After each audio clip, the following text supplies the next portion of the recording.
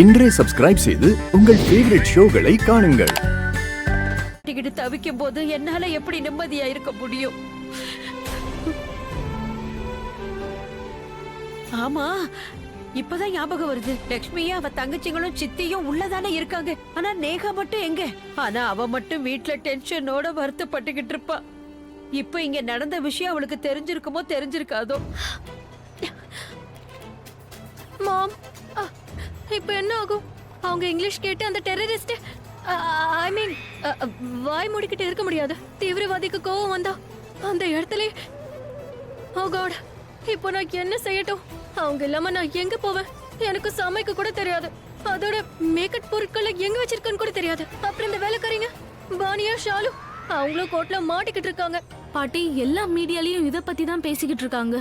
அதனால கண்டிப்பா அவளுக்கு இந்த நியூஸ் போய் சேர்ந்திருக்கும். ஆமா, நீ சொல்றதுலயும் நியாயம் இருக்கு. சரி, நீ ஒரு வேலை செய்யறியா? இப்பவே நீ அவளுக்கு போன் பண்ணு, நான் அவகிட்ட பேசிக்கிறேன். சரிங்க பாட்டி. அவ பாவம் தன்னந்தனியா வீட்டுல தவிச்சுக்கிட்டு இருப்பா. கடவுளே, என் நிலைமை என்ன ஆகும்? எனக்கு ஒரு மண்ணும் தெரியாது. அங்க தீவிரவாதிங்க சுடுவாங்க.